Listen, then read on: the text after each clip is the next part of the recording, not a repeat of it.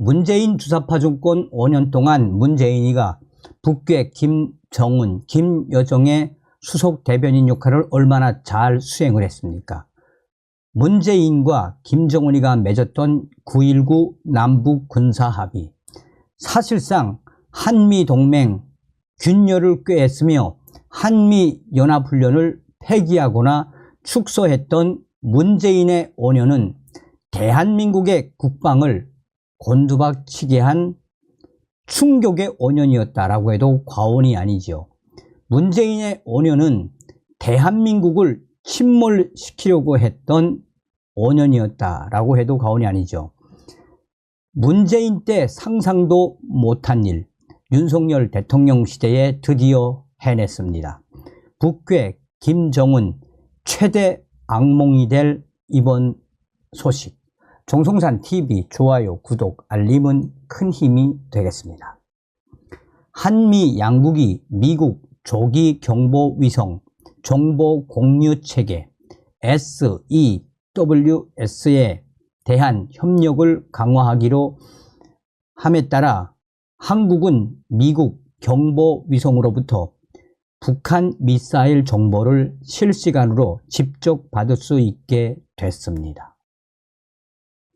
사실상 윤석열 정부가 들어온 이후에 북한의 김정은 정권의 미사일을 실시간으로 받아볼 수 있는 이 획기적인 협력 합의는 북한 김정은에게는 최대의 악몽이 될 수밖에 없으며 문재인 전 정권에서는 상상도 할 수 없는 일이었다고 군사 전문가들은 강조하고 있습니다. 그러면서 군사 전문가들은 문재인 전 정권의 지소미아 파기를 예를 들며 당시 문재인 정권 지소미아를 파기해 한일 정보 동맹을 깨트린 장본인은 바로 문재인 정권 때는 상상도 할 수 없는 이런 놀라운 한국과 미국의 조기 경보위성 정보 공유 체계에 대한 협력은 그야말로 혁명이다라고 강조하고 있습니다.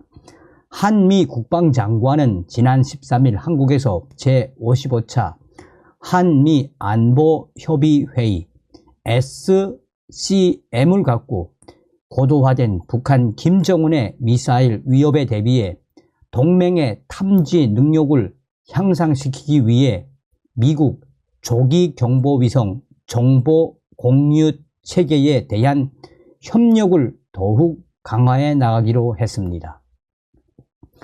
미국 조기 경보위성 정보 공유 체계는 미 국방부가 소유, 운영하는 우주 기반 감지 장치, 즉 경보 위성들과 지상 기반 레이더에서 관측한 미사일 발사 조기 경보를 거의 실시간으로 미국의 특정 동맹국 및 동반자 국가들에게 지속적으로 보내주는 것을 말합니다. 이 협력이 강화되면 북한 김정은 정권의 미사일과 김정은의 일거수 일투족을 모두 실시간으로 받아볼 수 있으며 한미 동맹이 얼마나 중요한 건지 전문가들은 강조하고 있습니다.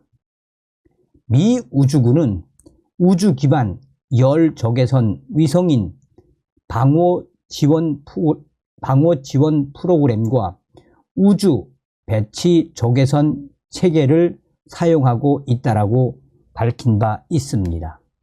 이 가운데 우주 배치 적외선 체계, 이 위성은 2022년 4월 북한이 발사한 정점 고도가 낮고 비행 거리가 짧은 신형 탄도미사일 2발을 한국과 일본 당국은 바로 확인할 수 없었지만 미국은 그 당시에 확인할 수 있었는데 이때 사용된 위성이 바로 이 위성입니다.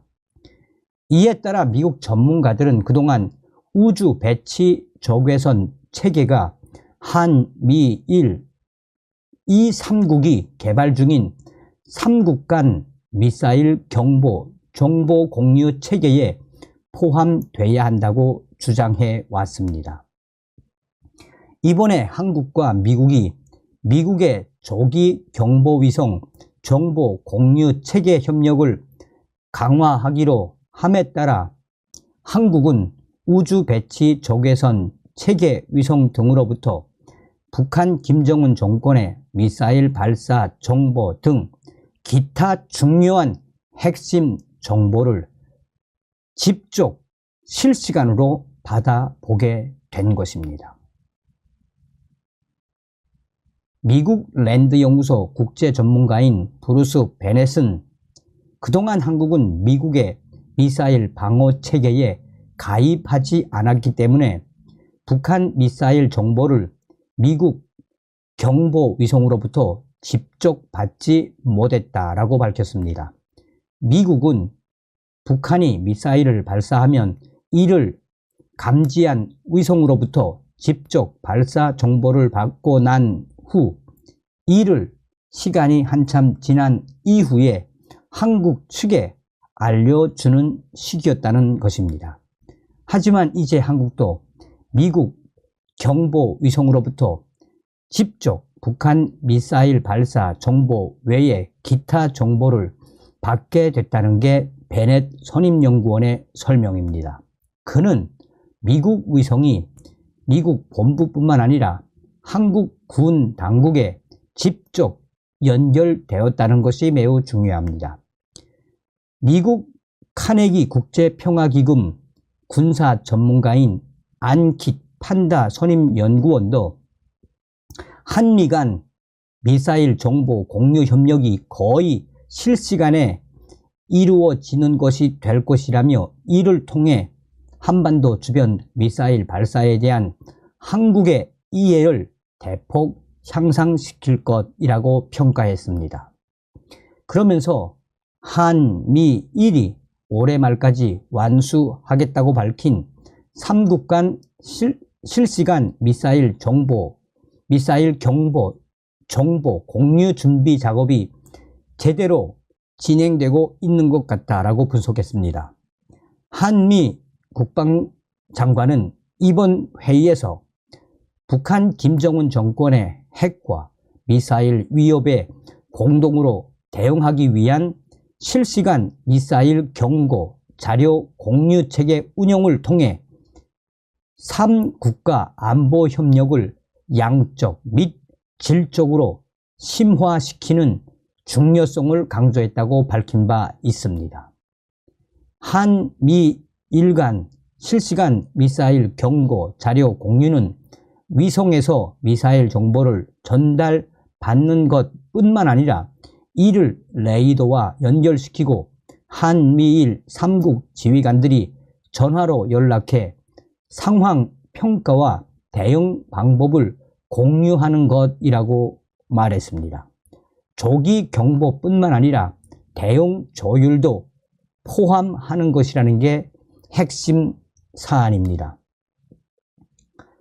정리하면 한마디로 북한 김정은 정권 미사일 발사와 관련된 그 정보뿐만 아니라 김정은 현지 지도 및 김정은이가 어디로 가는지 그의 일거수 일투족을 실시간으로 한국 정부와 공유할 수 있다는 개념이며 이것이 심화되면 북한의 핵미사일 극단적 도발 시 또한 북한 김정은 정권의 순항 미사일 등 이 이스캔데르급 이 극초음속 미사일 등 도발을 감행을 하는 그 시간에 한미일 또는 한국이 독자적으로 북한 미사일을 격추시킬 수 있다라는 의미라고 전문가들은 강조하고 있습니다. 그러면서 한국의 익명의 군사 전문가 A씨와 B씨는 다음과 같이 강조했습니다. 사실상 문재인 정권에서는 상상도 할 수 없는 일을 윤석열 대통령 시대에 해낸 것이며 당시에 박근혜 대통령 시절에 힘겹게 한일 정보동맹을 맺은 것이 바로 지소미아 아니었나라며, 그 지소미아를 헌신작처럼 차버린 사람은 바로 문재인 전 정권이며, 당시에 박근혜 정권 당시에도 이렇게 미국이 김정은의 모든 것을 실시간으로 볼 수 있는 조기 경보위성 정보 공유 체계에 대한 그 정보를 공유하지 않았었는데, 이번에 윤석열 정부가 들어선 이후에 김정은의 최대 악몽이 될 조기 경보위성 정보 공유 체계 협의를 이루어낸 것이며, 앞으로 한미 동맹은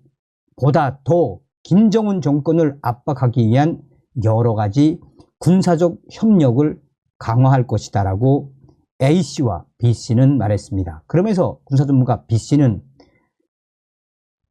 현재 한미일은 연일 동맹 강화와 군사협력 강화를 통해 김정은 정권을 옥죄이는 여러 가지 군사적 대응들의 그 수위를 계속해서 빠르게 확대하고 있으며, 이는 북한 김정은 정권에게도 최악의 악몽이지만, 이러한 한미일 동맹의 군사협력 강화는 중국 시진핑에게도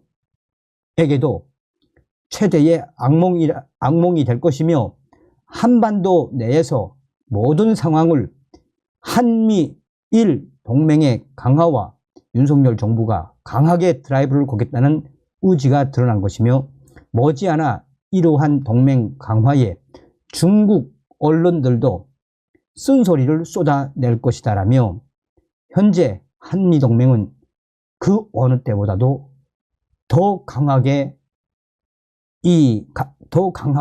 강화되고 있다라고 전문가들은 강조하고 있습니다.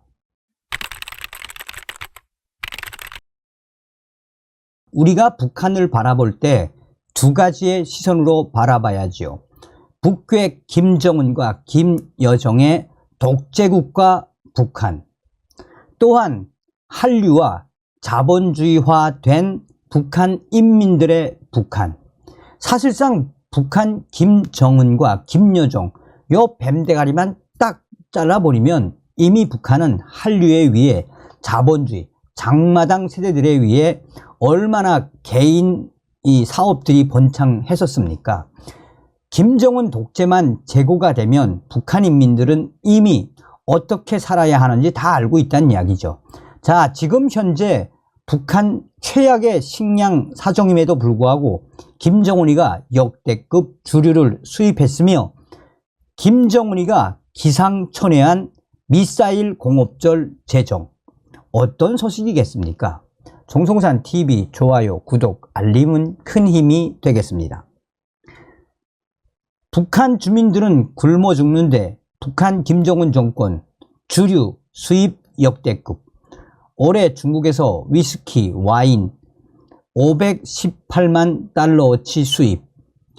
아사자 예년의 3배. 국제사회 개탄의 목소리.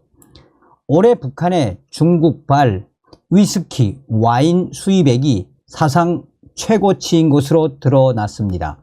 미국의 서리 VOA 보도에 따르면 북한이 올해 9월까지 중국으로부터 수입한 위스키, 와인은 각각 287만, 231만 달러어치. 중국 해관총소와 한국무역협회 통계 등 북중 위스키 거래 내역을 살필 수 있게 된 2010년 이래 최고액입니다. 3분기 누적 위스키 수입액이 100만 달러를 넘은 것은 모두 4차례라고 미국의 서리방송은 전했습니다. 2018년 처음 133만 달러를 기록한 북중 위스키 거래가 2019년 224만 달러까지 급증했습니다. 팬데믹 국경 봉쇄로 막혔던 위스키 수입이 2022년 국경 재개와 함께 108만 달러어치까지 늘더니 올해 2023년 9월 200만 달러를 돌파한 것입니다. 꼬냑, 럼, 보드카, 고량주, 데킬라 등 증류주 수입액을 더한 3분기 누적 금액은 528만 달러, 2010년 이래 2019년 920만 달러 이후 두 번째로 높은 금액입니다. 유엔 안전보장이사회는 2006년 10월 1719호를 채택해 핵미사일 등 관련된 물품과 북한의 사치품 거래를 금지했으며 2016년 2270호, 2321호를 통해 또 한 번 대북 사치품 거래 금지 규정을 상기시켰습니다. 그러나 사치품 목록을 작성하지 않고 있는 중국으로서는 북한에게 이들 고급 주류 등을 못 팔 이유가 없는 것입니다. 이런 소식에 놀라운 것은 북한 김정은 정권의 만성적인 식량난이 잘 알려진 사실이기 때문입니다. 국가정보원은 지난 5월 말 북한 내 아사자가 예년에 3배나 된다라고 밝혔습니다. 여기에 김영호 통일부 장관이 10월 27일 외교통일부 국정감사에서 24일 목선을 타고 북방 한계선 NLL을 넘어 귀순한 북한 주민 4명 역시 식량난을 탈북 동기로 꼽았다라고 전했습니다.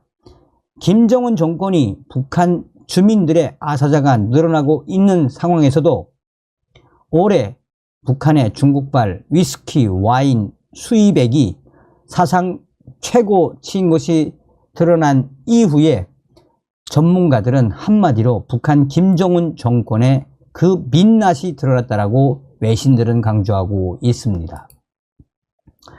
북한 김정은 기상천외한 미사일 공업절 제정, ICBM 발사 선전 일색. 북한 당국이 지난해 11월 장거리 대륙간 탄도미사일 ICBM 중 하나인 화성 17형 미사일의 발사 성공을 기념한다라는 명분으로 자칭 미사일 공업절이라는 기념일을 제정한다고 밝혔습니다. 5일 북한 선전 매체 노동신문 보도에 따르면 북한의 최고인민회의 상임위원회는 최근 상무회의를 열고 미사일 공업절 제정에 관한 문제 등을 안건으로 상정해 전원 찬성으로 채택했다라고 밝혔습니다. 최고인민회의에서 전원 찬성으로 채택했다는 것은 형식적으로 인민회의의 처리 모습이지만 사실상 조선노동당의 허수아비격 조직이라는 점에서 북한 당국의 입장이 황당하고 기상천외하다라고 해도 과언이 아닙니다. 북한 노동신문은 세계적인 핵강국, 최강의 대륙간 탄도미사일 보유국의 위용을 만천하에 떨칠 2022년 11월 18일이라며 미사일 공업절 제정은 그날을 우리식 조선인민군 방식의 국방 발전에 성스러운 여정에 특기할 대사변이 이룩된 역사의 날로 영원히 기록하는 것이라고 주장 보도했습니다. 그러면서 우리 국가 조선노동당의 막강한 국력을 더욱 억척같이 다져나갈 조선노동당과 공화국 정부, 온 나라의 전체 인민들의 확고부동한 의지의 발현이라고 강조했습니다. 지난 2022년 11월 18일 북한은 김정은의 지도 아래 신형 장거리 대륙간 탄도미사일 화성 17형을 시험 발사했습니다. 당시 조선중앙통신 보도 등에 따르면 해당 미사일인 화성 17형은 평양 국제비행장에서 발사됐습니다.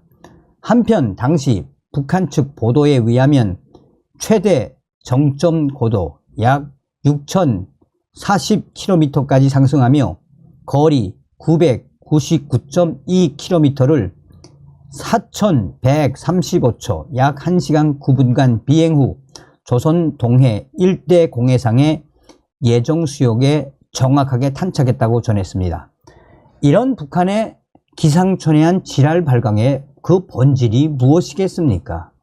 오로지 북한 김정은 체제 유지를 위한 역대급 주류 수입, 또 미사일 공업철까지 이 제정을 한 김정은, 그만큼 김정은이가 다급하다라는 거 아니겠습니까? 체제 유지를 위한 거기에만 매달리겠다라는 거 아니겠습니까? 다음 시간에 뵙겠습니다. 멸공. 정성산TV 좋아요, 구독, 알림은 큰 힘이 됩니다. 후원해주시는 모든 분들께 가열차게 멸공.